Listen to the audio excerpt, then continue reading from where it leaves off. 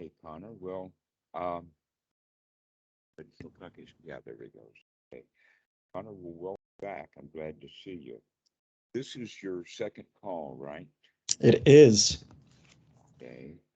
Um, Generally, in the first call, uh, I give kind of an overview, and so in the calls after that, they take normally two different possible paths. One is that the student will have a lot of questions or stories, and so we follow along with that. But if the student is open to listening to how things progress, then we can go in an order that has worked out itself over a long period of time. That in fact, this is what I'm really talking about is a common phrase that's said throughout the sutras. The sutras are actually quite repetitive. And one of the phrases that is said throughout is that the teachings of the Buddha are good in the beginning, good in the middle, and good in the end with the right meaning and phrasing. Now, that meaning and phrasing is the translations that the into English language. But what it means is that timing and emphasis and order of occurrence and other things like this are best done because if you give a student the wrong kind of information too soon, it will give him power that he doesn't know how to control, or it will give him another way of saying it. It will give him a reason to stop behaving himself according to society's rules. There's also other issues that happen, and that is within meditation. That if somebody continues along the path of meditation, if they're not taught in the correct sequence or order, then they wind up it not being good in the beginning, good in the middle, and good in the end. It will go real bad in the middle. Um, and that really bad in the middle can get so bad that it is referenced in modern Western Buddhist literature is stealing something from Middle Ages of Christianity that's called the Dark Night of the Soul. Is a phrase I've heard here and there before, but don't know too much about Right. it. That's the result of incorrect practice, Mm. and that basically what it means is that students have gotten some skills developed, but not others. And, Mm. and so um, we have to make sure that the students understand that the Eightfold Noble Path is actually a package deal, Mm. Mm. and that we have to practice all of the Eightfold Noble Path, and that the Buddha gave Anapanasati is as the practice Uh, for Quick question: when you say it's a package deal, do you mean you must complete it through to the end, or you must no, I mean complete you have to develop each and every of one of the skills. simultaneously? No, nothing ever happens simultaneous. Okay, Not if you're fast enough. got it. Understood. Just want to make sure I'm understanding correctly. No. Um, Let us say that um, the the more long-term correct answer to the question that you had would be that we practice right sati and right um, investigation or right viewing, along then with immediately adding right effort to it. And Mhm. then those three run and circle around each other, developing them as a skill.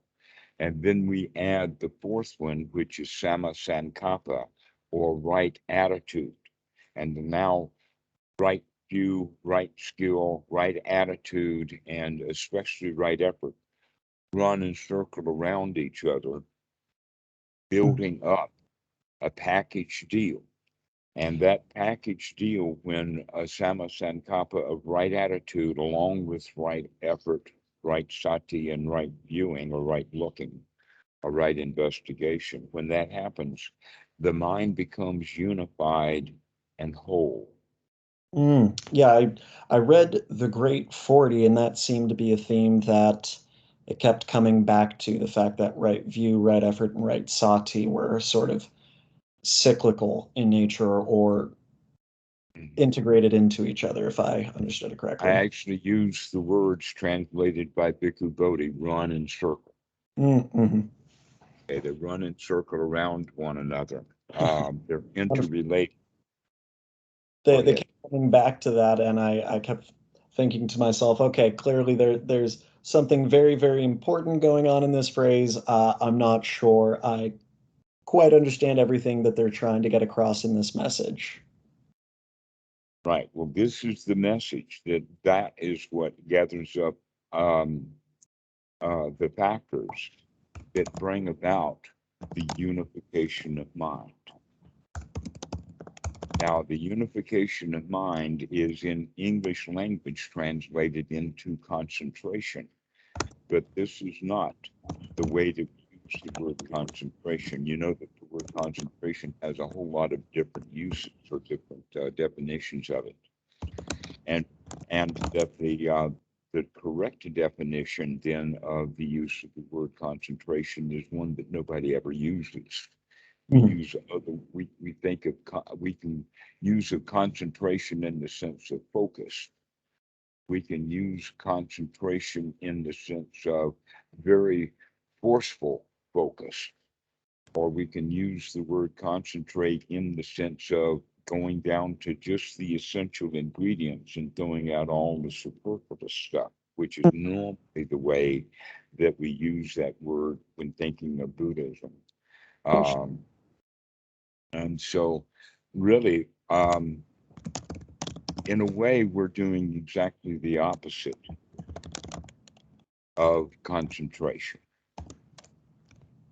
When we think of it as concentration, that's what gives you the typical meditation retreat. Okay. And that people have to really work and really focus, really concentrate. In fact, the way people use the word concentration in the sense of the practice of Buddhasasana is the way that we thought that we should operate when we were 5 and 6 and 7 years old, when we were told to read and to concentrate on the letters of the alphabet. Mm. Okay, Okay. that's what we wind up doing is that sort of concentration, Mhm. and it does not lead to the state of the mind becoming unified, and in fact, in many ways, it keeps the mind scattered in the sense that you ought to do this, but you're doing that. You ought to come back and do this, and you're doing that. And so we wind up with an argument with ourselves. Mhm.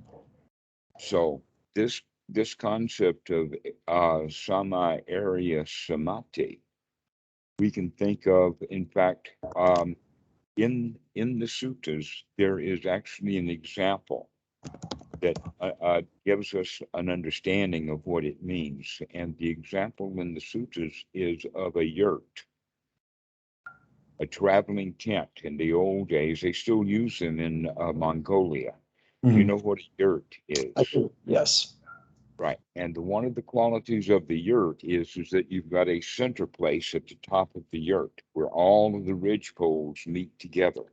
Mhm. That's the samadhi.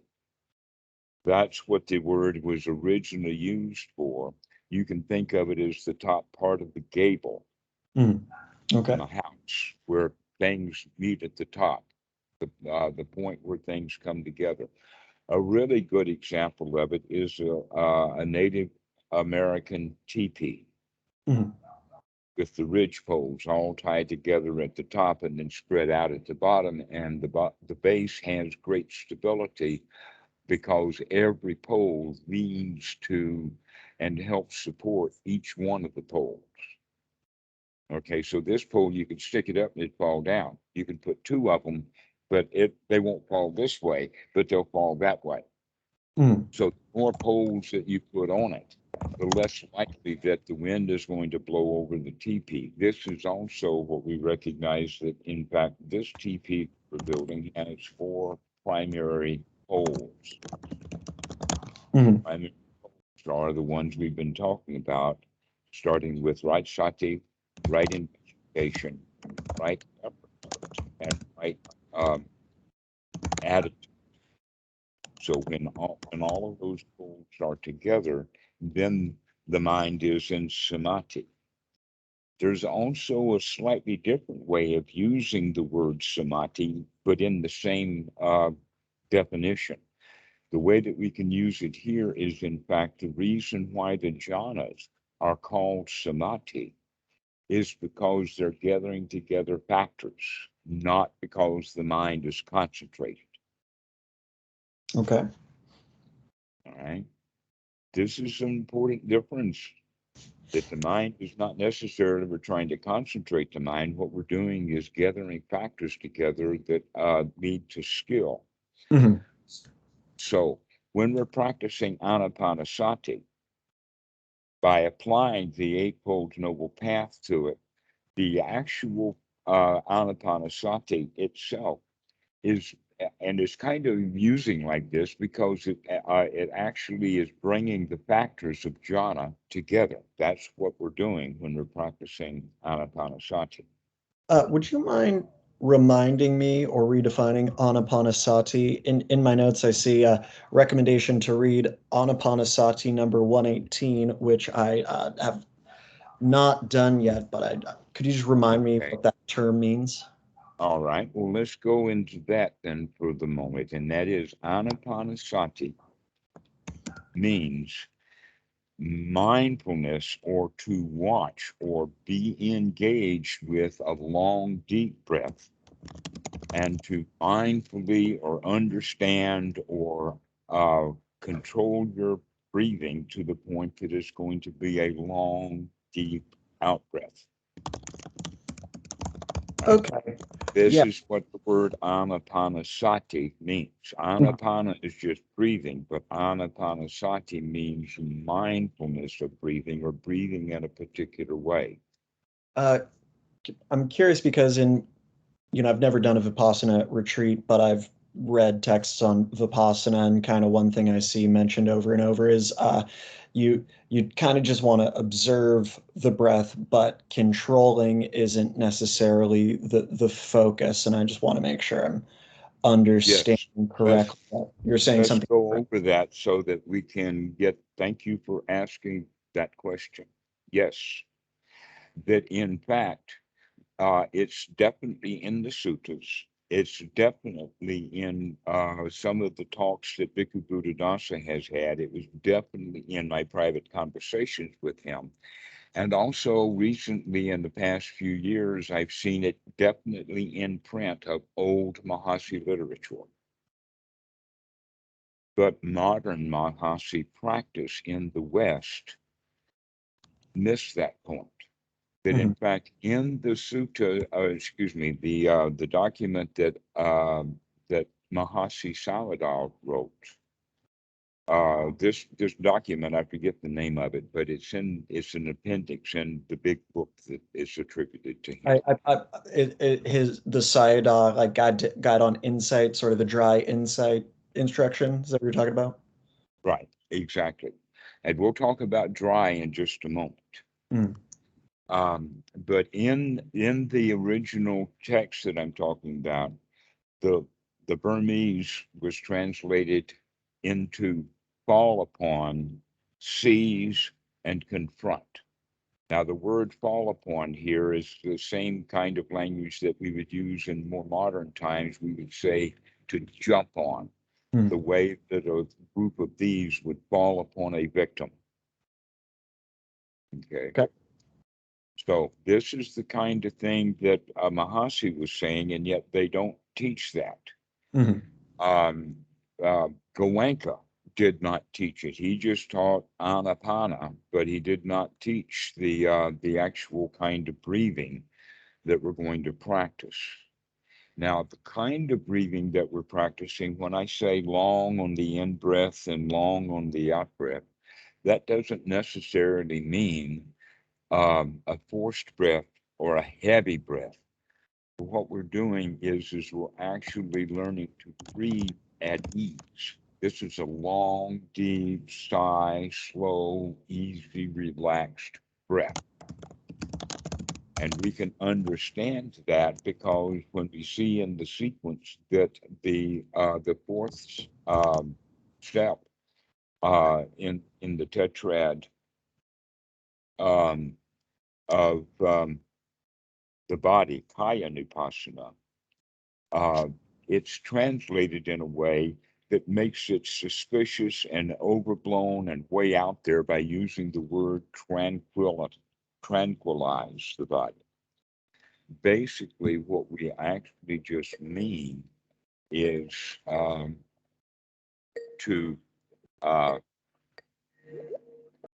rest the body, to relax the body. That tranquilizing, in fact, every time I hear that word or mention it, I think about a lion being shot with a dart gun that's got tranquilize, and there that lion is just dead, dead meat. And the guys can go up and do anything they want to, put collars on him and whatever. And later he's really drowsy and out of it. That's what people get from tranquilize. That in fact that they have pills called tranquilizers that Mm-hmm. put you out of it. Well, we're not talking about any of that kind of stuff. That's foreign. That's not something that was done in the time of the Buddha. So we've got a completely different understanding of the concept. Uh, but the actual word in there has to do with being passive. Okay, to let the body become flaccid or passive or relaxed is another better word for it. And surprisingly enough, in some of the definitions of first jhana, relaxed body is one of the items that is listed Mm-hmm. as one of the samadhi factors that need to be gathered together. And there you find it exactly there in the Anapanasati Sutta. Mm-hmm. Okay, so the word um, anapanasati does mean that we've actually got to take control of the breath. Now, at a logical position, you'd understand that if we are very, very lightly paying attention to the breath and have, let us say, no skin in the game, then it's very easy for the mind to wander away. Okay, the example would be watching someone else play a video game. Yeah. Okay, that you're curious and interested in the pieces and whatnot like that, but you have some ignorance built in the sense that you do not know the fine muscle movements of the mouse, nor do you know the logic behind why he clicked on this, that, or the other thing. All you can see is the resultant action. Mm-hmm. And then the two of you, one who's playing the game and the other one who is standing and watching, somebody calls. Maybe it's mom for both of them. It might be brothers. And she says, dinner time. The one who is watching is going to much more likely go to dinner, and the one who's playing the game is going to stay on it. Mm-hmm. Okay. Makes sense. This is a good enough rationale for why we're actually going to play this game in the sense of putting some skin in the game. Mm-hmm. That in fact everything has to do with putting some skin in the game, and yet Western Buddhism seems to think that the teachings of the Buddha are passive. Mm-hmm. Okay, that there's no Okay. skin in the game, you're just sort of sitting there waiting for it to happen. And with Well, that mentality, a lot of people then will go for meditation 100 or 10, let us say 100 hours, 1,000, 10,000 hours, 30,000 hours, and they expect at some time that the karma machine is going to waltz into the meditation hall with his Shakti pot and strike the dude, and he's going to have some happiness. mm-hmm. He's paid his dues, and it's time for the payoff, right? He's Mm-hmm. put in his passive time in the classroom, and he expects to get a good grade. If only it were that easy, right? Pardon? Said if only it were that easy. If it were that easy, I might not be here, but nothing ever is. Um, well, actually, that's the way that most kids, or most, let us say, students, attend class. They Mm. sit there passively expecting the teacher to just tell it all and they let it in. And then exam come times, and what do they do? They study. They study, they sweat. Sometimes they pull all-nighters. And then they walk into the exam not ready for an exam at all. It's funny that you use this as a metaphor because as my day job, I I I'm a tutor and I tutor one specific exam, and students tend to study full time for about 3 to 4 months for the exam. So a lot of my job is really teaching them how to study or how to learn how to be better students. It's an amusing. Or, well, then what you're really teaching them is how to listen. That's accurate. Yes. Okay. Well, that's exactly what we're going to practice doing. We're going to practice listening. Hmm. Okay. And in that way, you could say, well, wait a minute, right noble view is a viewing. That means to look. Well, basically, we can say, okay, but an investigation does not necessarily mean only viewing, Hmm. that it can also be listening, because in fact, it's going to be really hard for someone to sit in front of a mirror to see their thoughts. Hmm.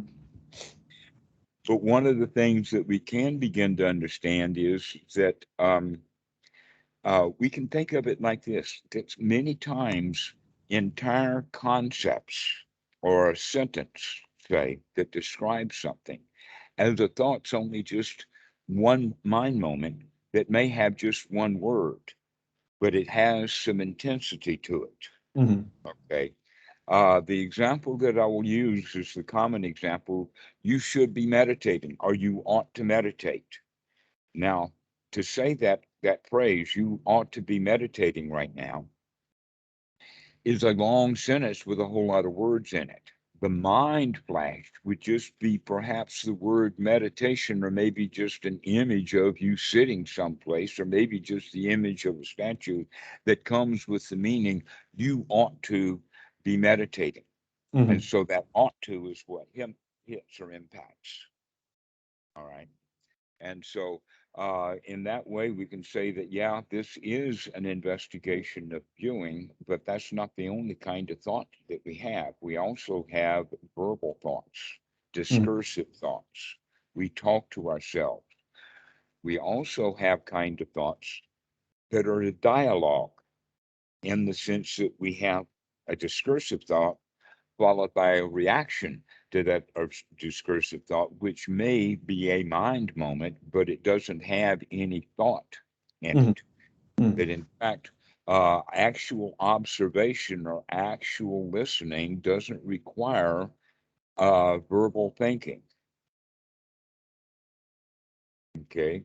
To Okay. really listen to something, the verbal information just comes in. It's when we start thinking about what the teacher was saying, is when we stop listening to what the teacher was saying, start listening to our internal dialogue instead.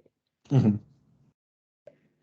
Okay. So basically, what we're going to do then is we're going to investigate the working of the mind, Hmm. and eventually that will help us understand how the mind works, or the process of the mind, Hmm. because we're seeing it in operation in various places and stages, and begin to put together that there's a connection in there. There's actually a sequence of events, or the way that the Buddha would call it, a cause and effect, a series or a sequence of causes and effects. Hmm. Now, this might be a misguided question, but a moment ago we were talking about anapanasati, which was to be engaged I'm with a still long. talking about anapanasati. Okay, I guess I'm just confused by the dichotomy between breathing and mindful process or cognitive processes. All right. Um, well, it's a let us say one step at a time procedure. Mhm. All right. That the way that Goenka talks about it is stated this way: when the mind wanders away from the breath, never mind, start again.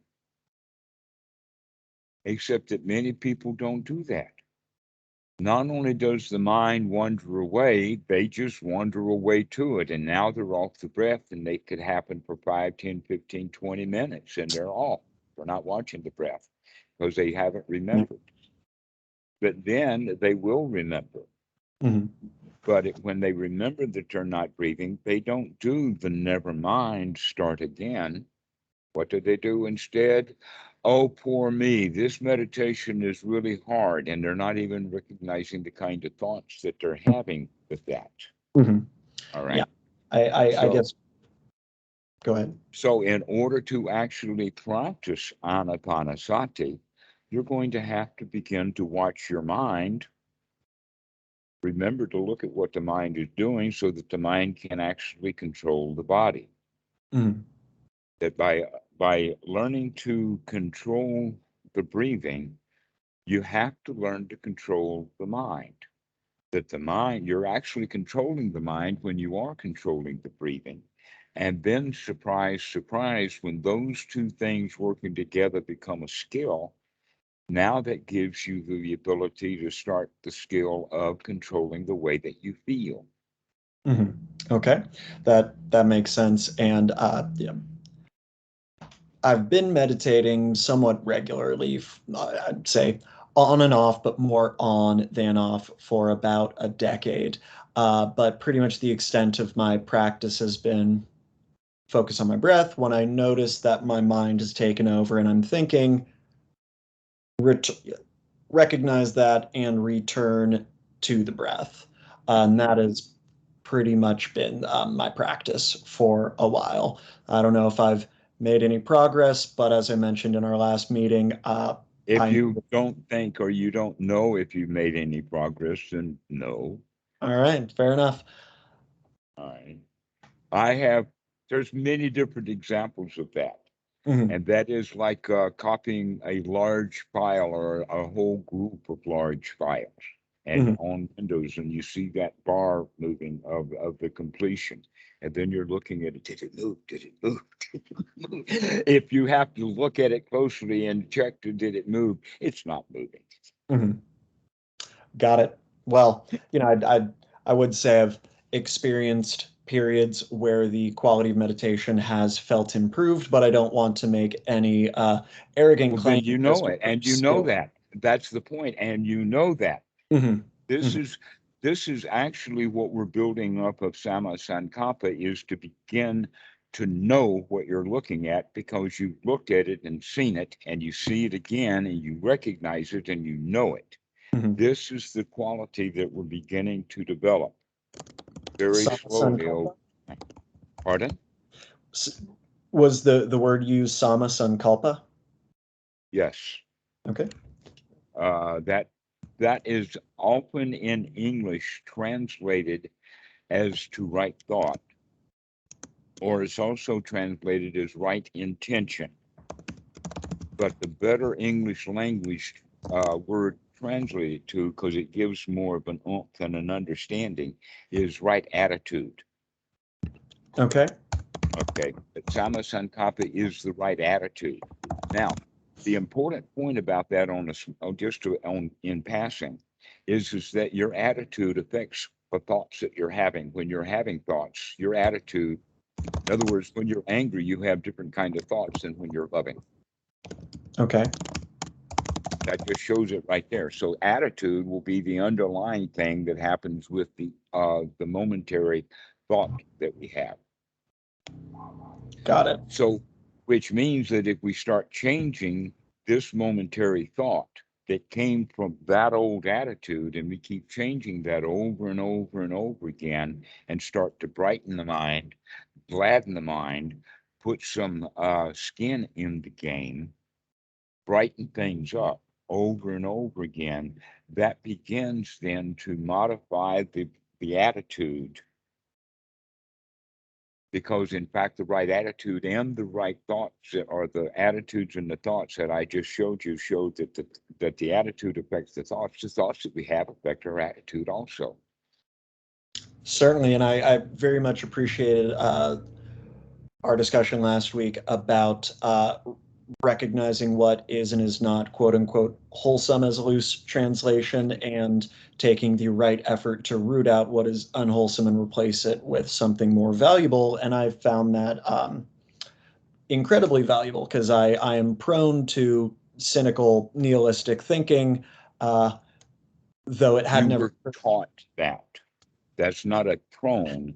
If there's anything that's prone, it's that you can think. Mhm. What you think, you learned. Fair enough. Fair enough. So that conversation right there had a significant impact on just my relationship with myself, out off the cushion, I guess, so to speak. Right. You do recognize then, by beginning to practice, that you have been kind of in the habit of being critical of yourself.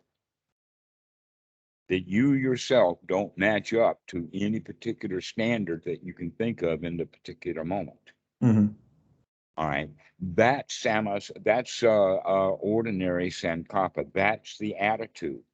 Mm-hmm. We develop the attitude of being a loser naturally.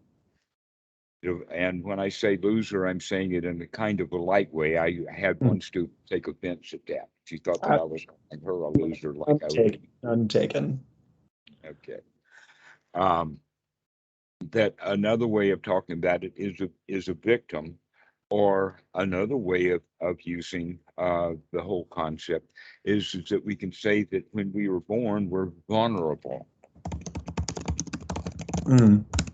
Okay. And that the correct process of uh, let us say, growing up out of that vulnerability, that's what we would call a full adult, who Mm-hmm. is strong and capable and sure of what he's doing and whatnot like that. And he's no longer in a vulnerable place.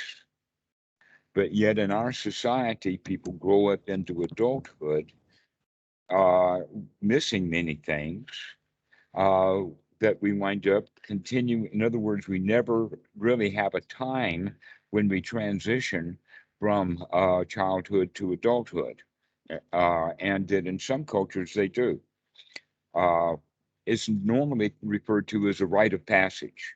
This was what the original bar mitzvah and bar mitzvahs were all about. Now they've become just an intellectual test or something for the child to take. But that's what's happened also. An example of that would be graduating from high school, or maybe graduating from college, or maybe getting married, or maybe joining the army. These are the kinds of things that are great, big, life changing kinds of things, but they're not necessarily a rite of passage to where when you, after you go through this ceremony, you feel whole and complete now. Mm-hmm. And because we don't go through a rite of passage, or another way we can talk about that rite of passage, it's in two different languages. One is in you must be reborn or born again. This time out of being the victim or the one vulnerable into a champion.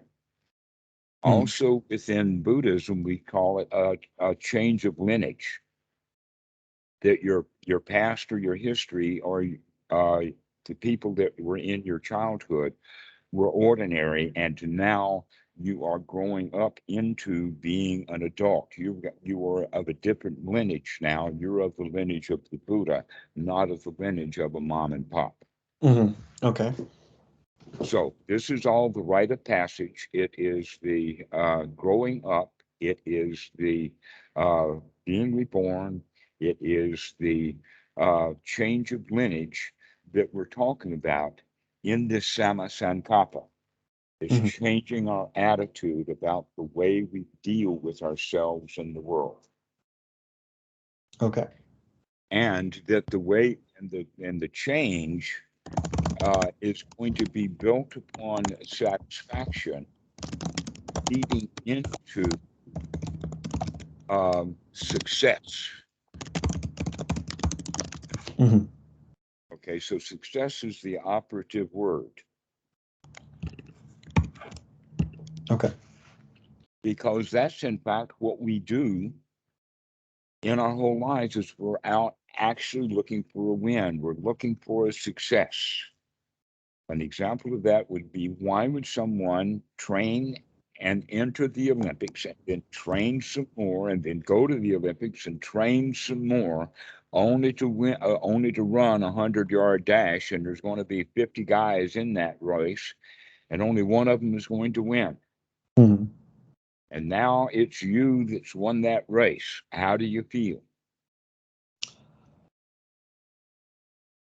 Hopefully fulfilled, but that's rarely the actual case. Or maybe you feel. Well, let us say in that moment of the winning, Mhm. between the time that you stepped over the line, or let us say in that time when you are so close to the line that only a few more steps are going to be there, and you know you've won that race, starting at that moment, what happens with the arms of the guy who's winning that race and he knows he's winning that race? What touches the ribbon first?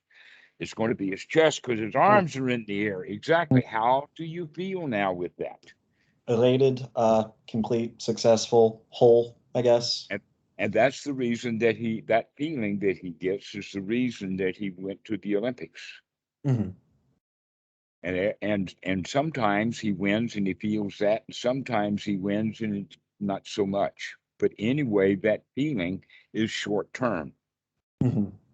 And Yep. it's very, Yes. very hard won and rare. Yes, it is. Don't I know it? Okay. But the whole teaching of the Buddha has to do with you can feel the way that you want to feel. Why don't you feel like an Olympic champion right now? Because that Olympic champion felt that way on the inside. He just used the winning of the race as an excuse to feel good. Hmm. Hmm. Okay. Now there's a bunch of people in the stands who were cheering for him because they were from his country or some other relationship, tribalism and all of that. And so some people are identifying with him as their favorite runner. Hmm. There, when he wins the race, how do they feel and what do they do? They share in their success, feel whole, complete. Precisely. So they cheer also. Hmm. Okay, they cheer and they stomp and they laugh and they raise their arms. And then after they do that, a second or two later, they may sit down with a great big sigh of relief. They may hug each other. Hmm. Okay, so we're looking at now the relationship between Piti and Sukkha. Okay. And both Piti and Sukkha are skills to be developed as per the Anapanasati Sutta.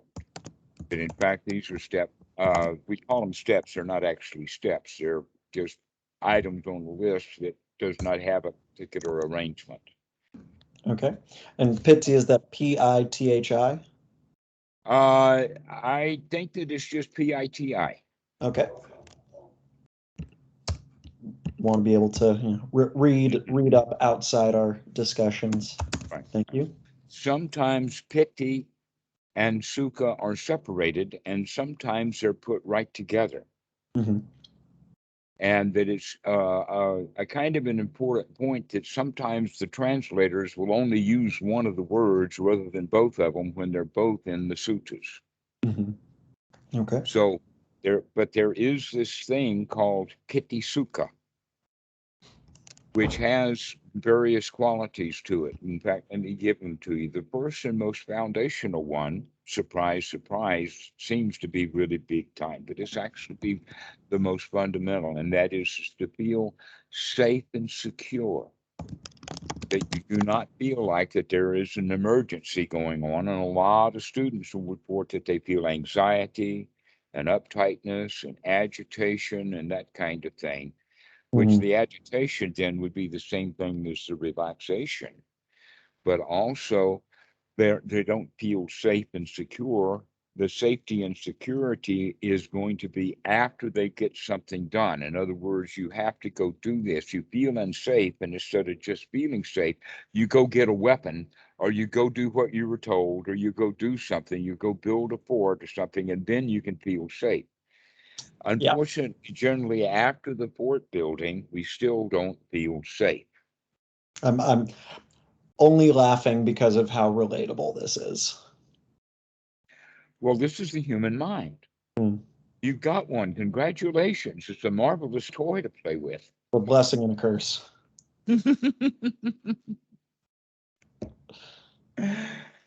So, this whole thing about being secure, because the Pali word is baya for fear, and abaya is the fear for is the word for not fear. It's natural to translate that word as fearless or fearlessness, Mm-hmm. except that fearlessness in English language always has to do with great courage and warriors and great big stuff like that. That in fact, if the warrior who was fearless actually felt safe and secure, he probably wouldn't be going into battle. Mm. Those are not the warriors you want on your team, I guess. Probably wouldn't be too fierce. So we if we understand it, then is that we can actually talk ourselves into everything is okay right now, everything's fine, there's no worries, I can feel relaxed. Mm-hmm. And that relaxation has also that quality of being secure, feeling of safety. So it's actually good for us to talk ourselves into feeling safe. We can muse around it when we feel a little insecure or unsafe. We can say, you know, there's no alligators, there's no crocodiles, there's no bear, there's no SWAT team banging on the door. I can actually feel safe right now because I'm not actually in physical danger. You see, that the fear mechanism is an instinct that kept us from real danger.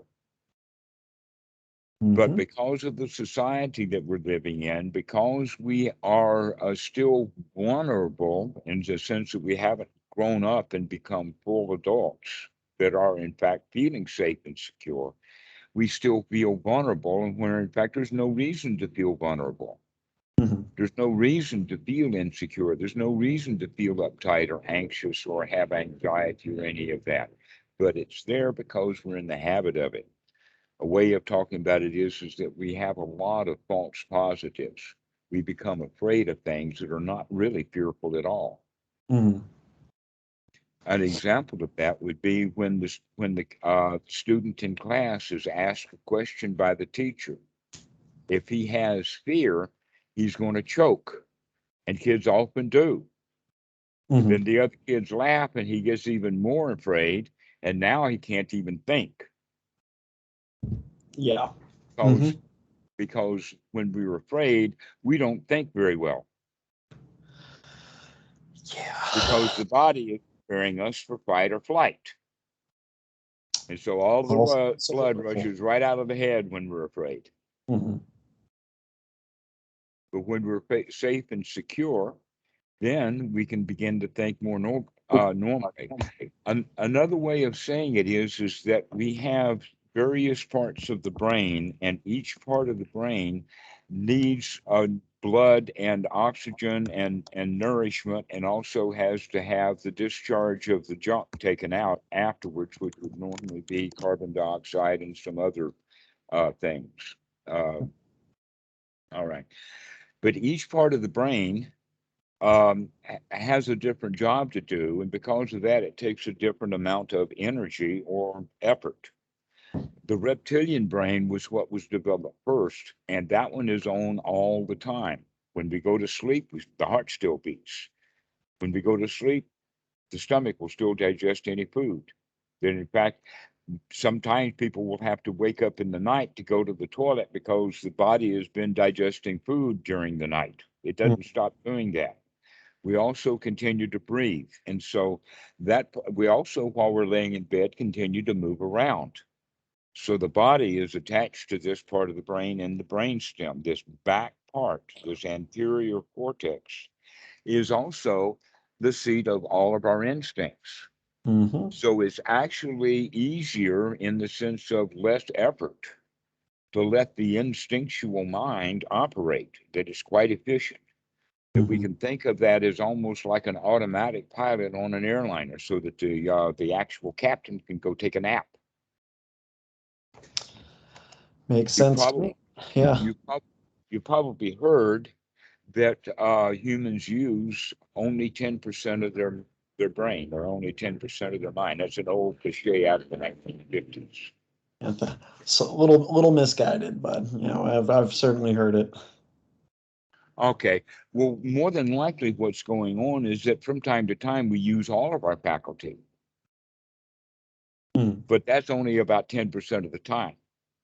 The Uh, rest of the time, we operate on automatic pilot. An example of that is when people are driving a car, they will often drive on automatic pilot while they're on the phone or thinking about something else, eating food, yelling at the kids, anything like that, but they're not paying attention to the driving, and that's why humans have automobile accidents. mm-hmm. It's Mm-hmm. because they're literally not watching where they're going. Okay. They don't watch where they're going because they're operating the car from that reptilian part of the brain. Mm-hmm. Mm-hmm.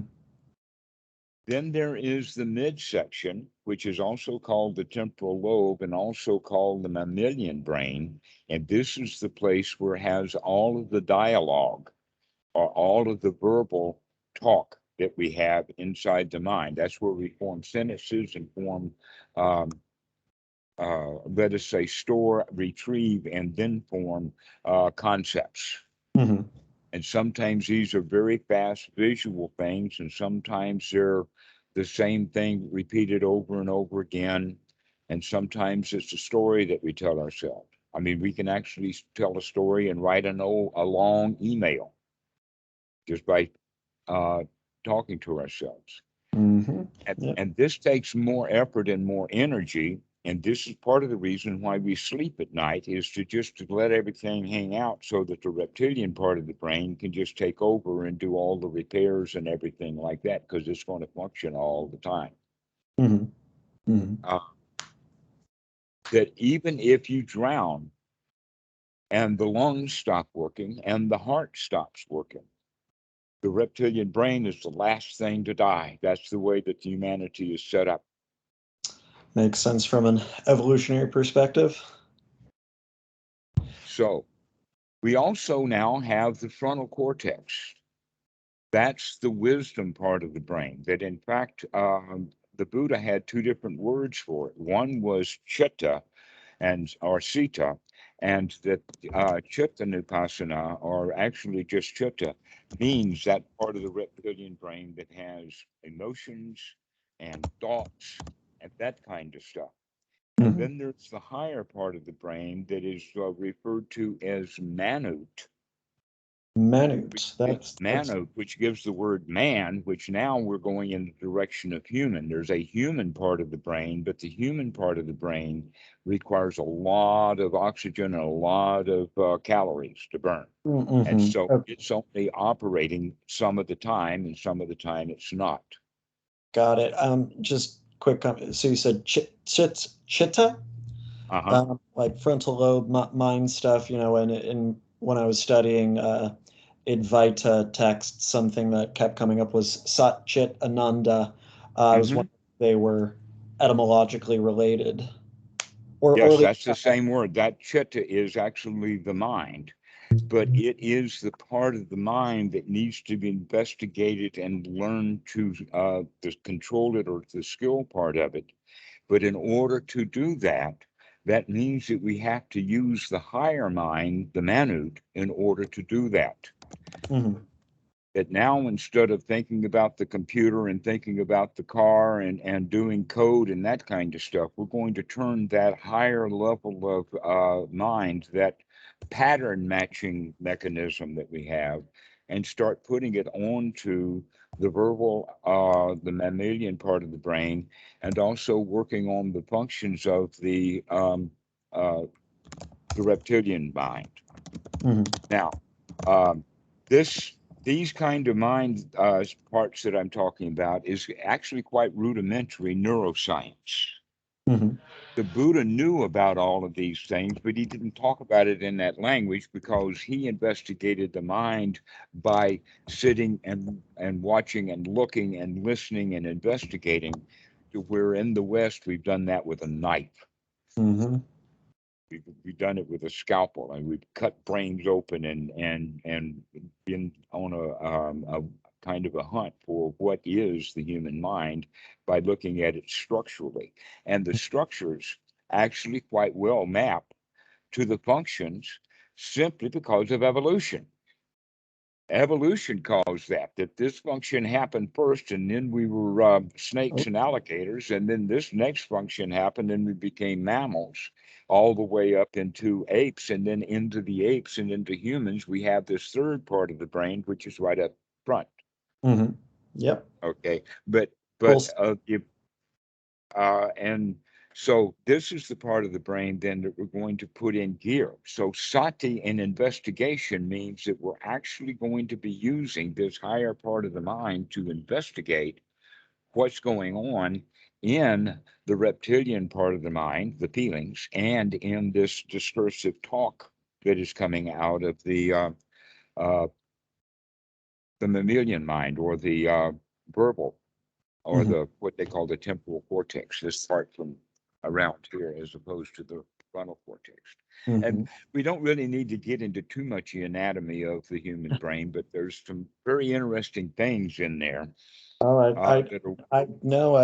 I studied neuro. I actually worked in a neuro lab for a while. okay. So you know what I mean by the amygdala and where it sits. I do. Okay. I Would you used to, believe I that used to that pull it part of out the of. brain, it's the amygdala and that part of the brain that is closest to the let us say the windpipe. So Mhm. as we're breathing in, the way that we breathe can actually have effect upon the amygdala. Mm-hmm. That in Makes fact our sense. Yeah. breathing does affect the amygdala, that is wired that way. And a lot of people don't understand that relationship. And you also know that the amygdala is the source of fear. Fear. Yeah. Mhm. That it shoots out chemicals, and we call that fear. But all it's doing is its job of putting out chemicals. And so basically what that means is that we need to have some sort of mechanism with the higher brain to let us say uh, soothe the savage beast of the Mm. amygdala. Okay. So That this is the sounds good to me. practice in it. Pardon? Not nothing. I was just saying. Hey, sounds good to me. I've been trying to figure that one out for a while. All right. So as we sit and breathe um, mindfully, we are keeping that front part of the brain engaged. So let's now look at a particular breath cycle, just one particular breath cycle. As we're practicing long, slow, deep breathing, we begin to slow the breathing down. Most people breathe, they say, I have not ever met anybody. I mean, I haven't done my own surveys. Um, but uh, most people, they say, breathe at about 20 breaths a minute. That seems absolutely Fast. high because at 20, that's an in breath of a second and a half and an out breath of a second and a half. I think most people breathe slower than that, maybe down to about 10 breaths a minute, which would then be 3 seconds on an in breath and 3 seconds on an out breath. But we're going to slow it down a bit more than that. And one of the ways that we think about would be like a count of 442. Not that I'm teaching you to count, but I'm giving you an idea of start to look at the kind of breathing that you're doing. So we slow the breathing down, and by slowing it down, we also take in a bit more oxygen than we used to. that when people are breathing very shallowly, you could say that they're breathing between 40 and 60%. Mm-hmm. On the out breath, all they let out, they're down to down to 40%. But when they breathe in, they don't really fill up. They're only breathing up to about 60%. So there's a lot of garbage left in there. If we change that ratio to 80-30, just a little bit more, just a little bit more of an in breath and just a little bit more of an out breath, so that we can get it down to, let us say, the count of 4-4-2 means 4 on the in breath, 4 on the out breath, and 2. That means that's 10 seconds or so, which means now our breathing is down to about 6 breaths a minute. Mm-hmm. This is a good resting place to get started. Okay. Okay. And in that 10 seconds of an in breath and an out breath, a whole lot of stuff can happen. Mm-hmm. In 10 seconds, if we said that a mind moment lasted 1/10 of a second, then 10 seconds is enough for 100 mind moments. That's a lot of time going on there if we're using our time wisely. Mm-hmm. And that's what we're intending to learn to do, is to learn to use our time wisely or mindfully. And in that regard, taking a long, deep breath just needs the mindfulness of maybe one mind moment on an in breath and one mind moment on an out breath. And that is the intention that this is going to be a long, deep in breath. It can happen at the beginning of the breath. And then you continue with that breath. But in the process of taking the long, deep breath, that means that we can also feel or experience the body breathing. We can feel the touch of the cloth. We can feel all kinds of things that are happening with that breathing when we start paying attention to the body. But we're doing this for 2 reasons now. Step 1 and 2 of Anapanasati is the long and the short breath. I generally don't teach the students the short breath because it's not really all of that necessary, but it can be of value on occasions. But then the third step of Anapanasati is to experience the body. Well, how and when do we do that? When we're breathing in long, we can experience the body. We can experience it breathing. And as we breathe out, we can experience the body as we're breathing. This becomes a skill now, the skill of experiencing and looking at the body while we're breathing. That's some of the mind moments. Also, during that 10 seconds, we're going to have some discursive thoughts. Okay. We can't help but it, because you people have learned to control their mind well enough. So we're going to, in fact, not try to control it too much, but just a little bit of corralling it. Imagine this, that you've got an animal that's out in the wild. Mm-hmm. The first thing that the horse trader try to do is they try to get the wild horses into a canyon, right? You got to get them into a box canyon.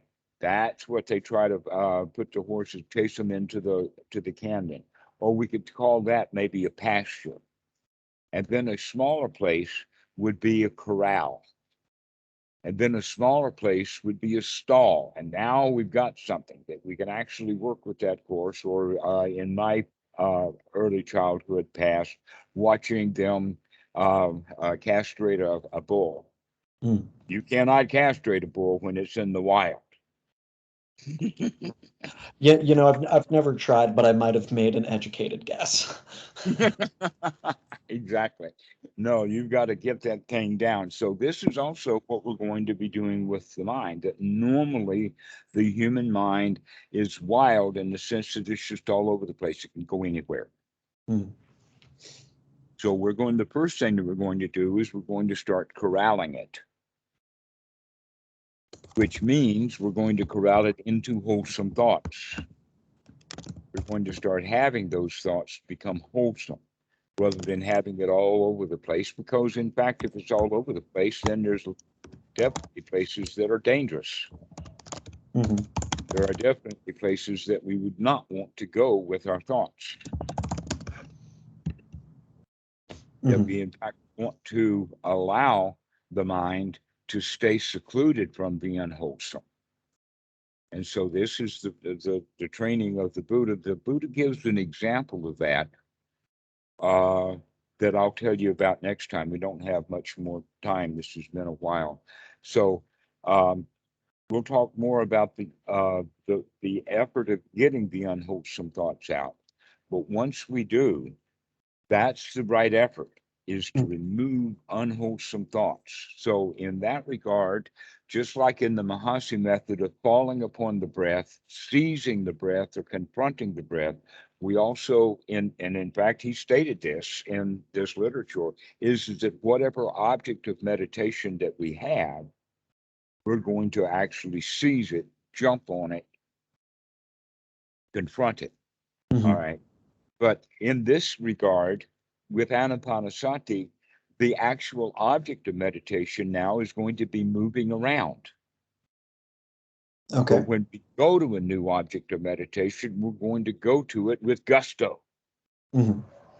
We're going to seize that thought and change it from an unwholesome thought into a wholesome thought, while we're seizing the breath and making the breath long and slow and relaxed, leading to relaxation.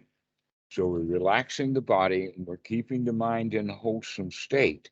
And by doing that, the right effort then begins to produce, especially if the kind of thoughts that we're having are thoughts of safety, you're going to begin to feel safe. If you're having thoughts of being comfortable, then you're going to be feeling comfortable. All right. Now let's stop about that word comfortable for just a moment. Many people think that learning to meditate is an endurance practice. Just the longer you sit, the better meditator you are, and things like this, which means that many of the students then are going to be practicing beyond their comfort zone and and begin to get uncomfortable. The legs hurt, the knees hurt, the back hurts. That when you're uncomfortable, that's not satisfying. Mm-hmm. And comfort is one of the things that we're looking for, because comfort is going to take the body into a state of relaxation and ease. And it's not easy to be at ease when the body is in pain. It's not comfortable. So we need to make sure that when we're practicing to let the body be comfortable so that you can feel comfortable.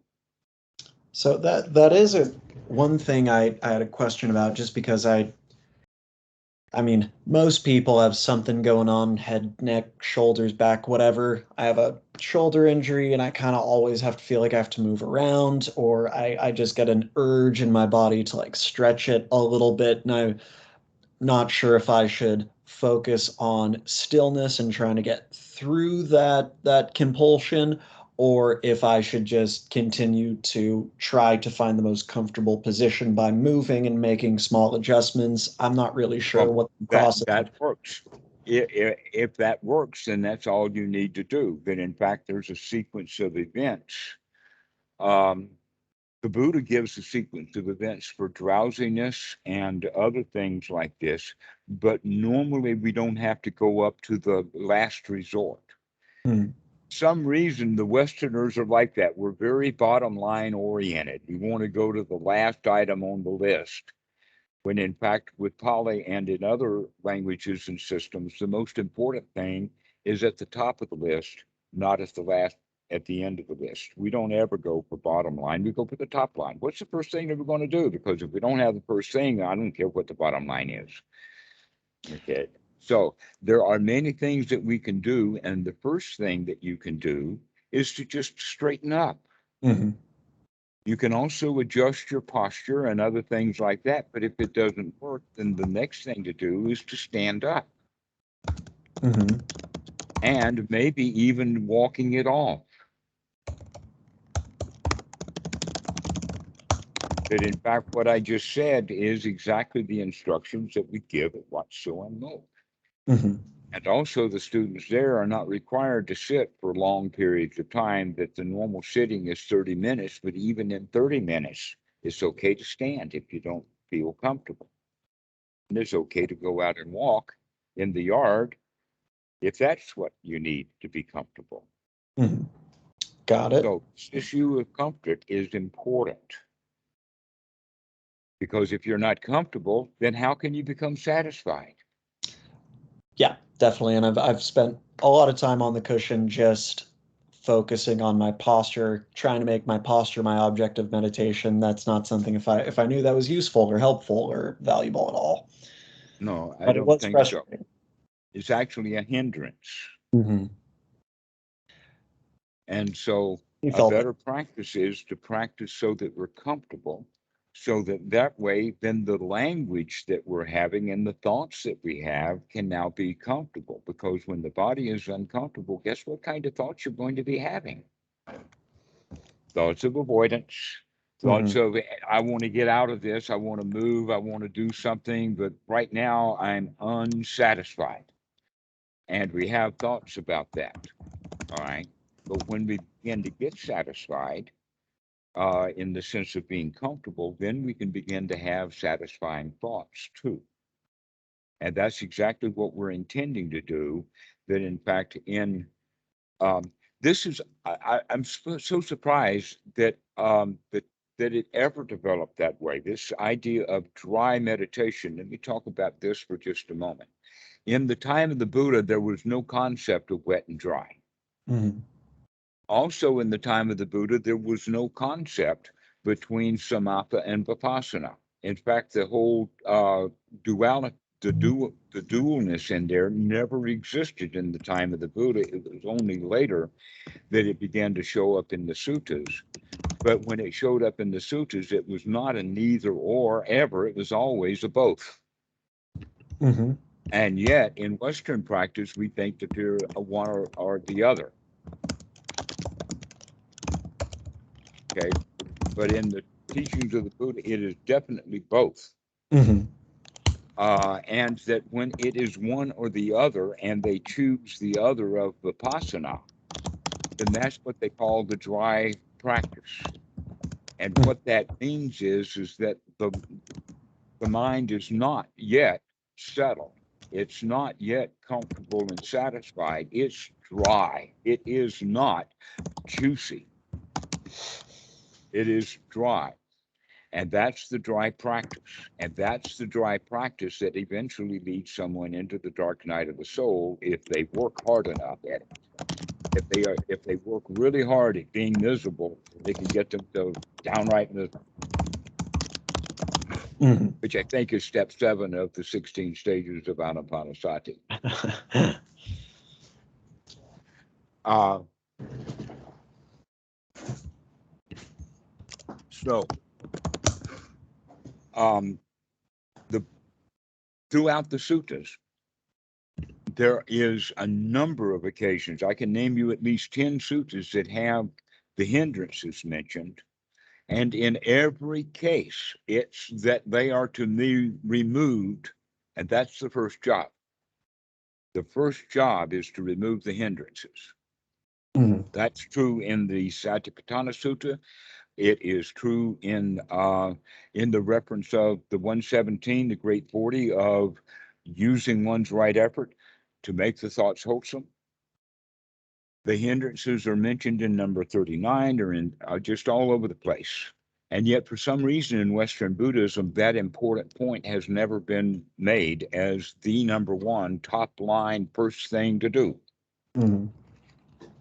In 111, it talks about Sariputta's path. And the first item on the list was quite secluded from unwholesome thoughts. Hmm. He entered into first jhana. Okay. So that is in fact the number one item on the list of jhanas is to come out of unwholesome thoughts and gladden the mind, come out of the hindrances, come out of the doubt, come out of the restless mind, come out of wanting things, come out of being dissatisfied with your posture and other things, that all of those things are hindrances, and start gladdening the mind or brightening the mind, encouraging the mind, or putting comforting words, or beginning to have nourishing words in the mind rather than having the critical. So you can think of then the hindrances is critical thinking. Hmm. mulling things over, worrying about them, writing an email in the mind 100 times without actually writing the email. Mm-hmm. And So, this is the first thing that has to be removed. Once we have the hindrances removed, now we can do something. So when right. that statement, never mind, starts again, that thought, never mind, start again, is actually the removal of the hindrances. Another example of that would be, aha, I see you, Myra. Or, aha, I see all of that movie. Mm-hmm. Another one is, wow, I don't have to do that right now. Wow, I don't have to think about that email right now. Uh-huh. Wow, I don't have to do anything right now. That wow is what we're talking about. That's the gladdening of the mind, and it's also taking it out of the unwholesome, out of the hindrances, and putting us in the here now. Mm-hmm. And it's also taking us out of discursive thought, this undirected, and starting to put it as directed thought. So Mm-hmm. we direct the thought, and when we do that, we direct it into these skills that we want to develop, the skill of feeling safe, secure, comfortable, and satisfied. And when we practice safety and security and comfort and satisfaction over and over and over again, we begin to get the attitude, I can do this, the success. When you are successful over and over and over again of removing the hindrances and putting wholesome thought in the mind over and over again, you begin to notice that you can do that. Mm-hmm. A lot of students never get in touch with the fact that you actually can control what's going to be in your mind. That most people think I am my thoughts, which means that whatever thoughts are there, that's who I am. We identify with the thoughts. We think that I am the thoughts, or that the thought means that if it's my thought, it must be a good thought.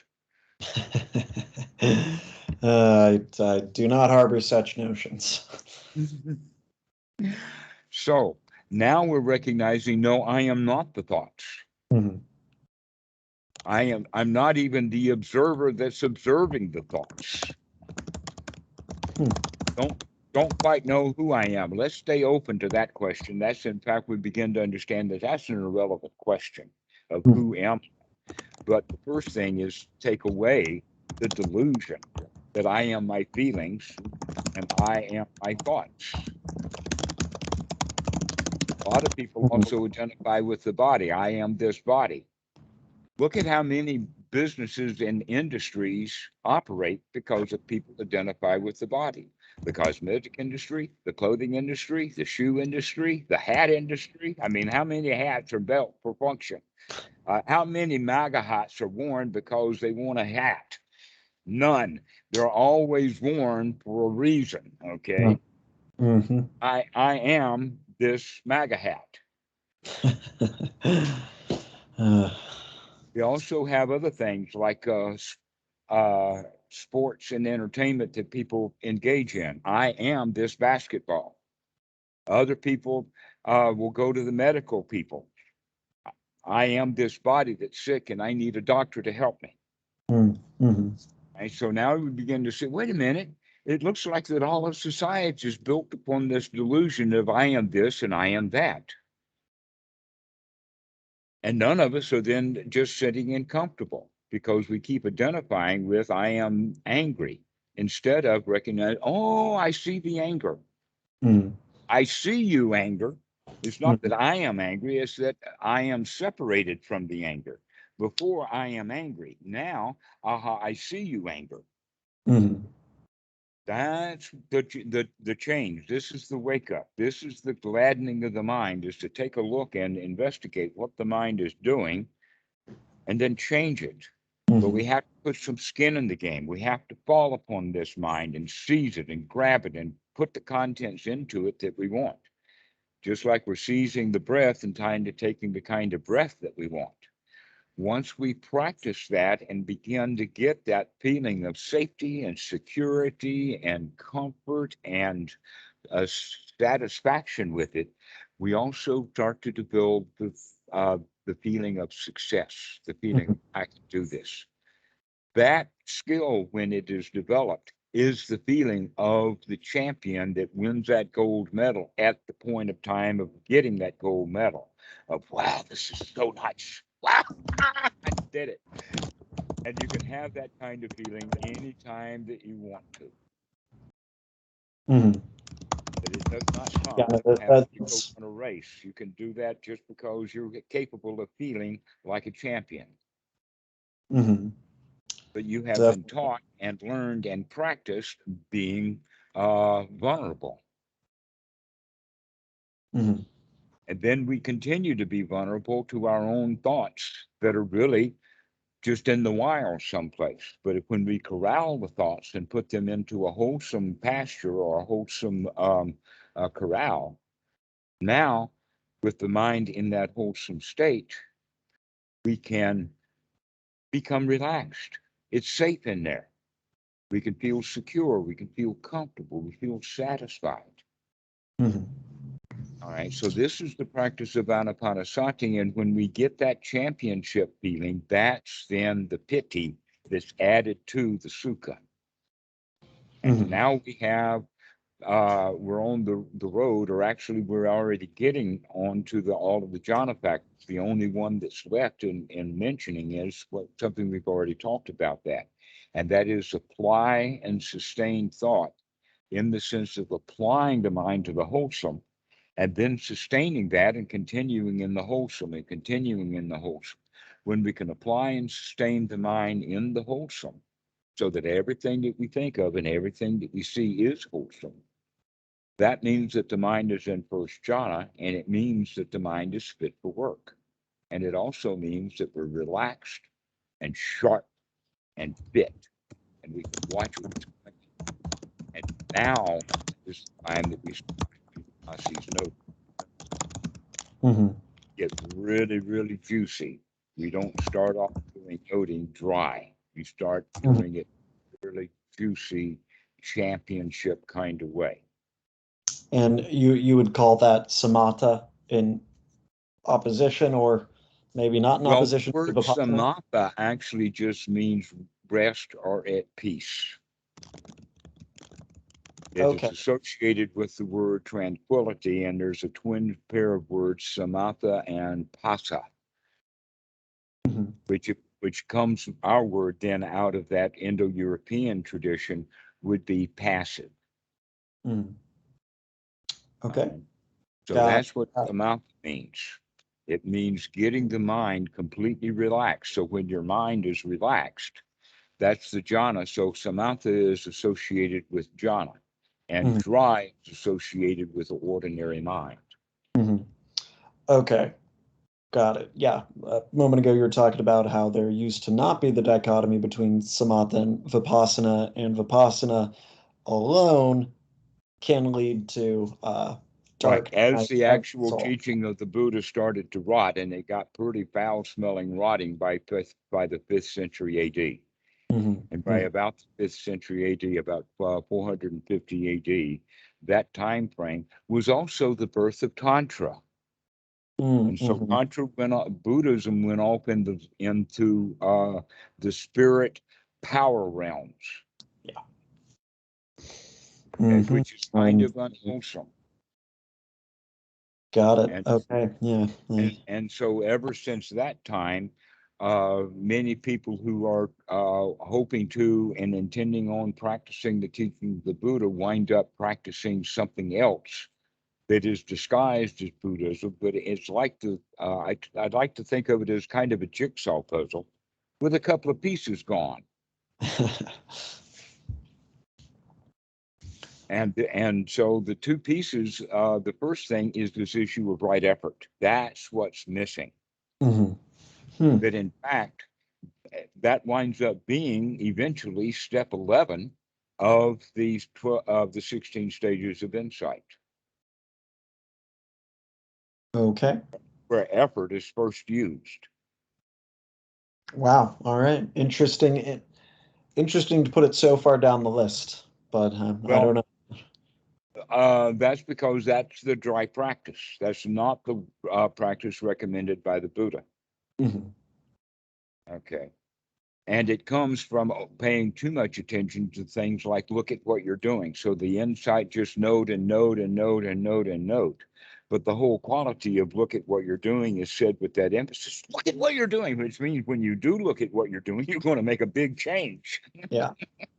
Hmm. Yeah, no, that makes sense. Certainly, I've practiced some noting, and I definitely got the feeling like, where am I supposed to be going with this? Well, you're supposed to note those hindrances so that you can throw them out. And we do that immediately. That's the very first thing that we do, not the last. Mhm. First thing that we do is by practicing the Eightfold Noble Path, the first thing that we're going to find in the mind when we begin to investigate it is we're going to find hindrances. Mhm. And then we're going to remove those hindrances. Once we find that now, and it's actually listed in several different suttas, including in the Satipatthana Sutta, of what we actually do with that first jhana. Because the Buddha, when he was a child, was able to do the first jhana. He just didn't know at that time what to do with it. Hmm. So Interesting. that's where we're going with this is that we need to get the mind fit for work. And then Mhm. we're going to figure out what the job is. Got it. Okay. So Thank you. that's where I'm going to leave you today is your job is to get the mind fit for work. All right. And we'll talk more about that next time. Wonderful. Well, thank you so much. Again, I want to extend my gratitude, and it sounds like you have another student waiting, so I will bid you adieu, and we'll speak soon. Have a great day. Thank you.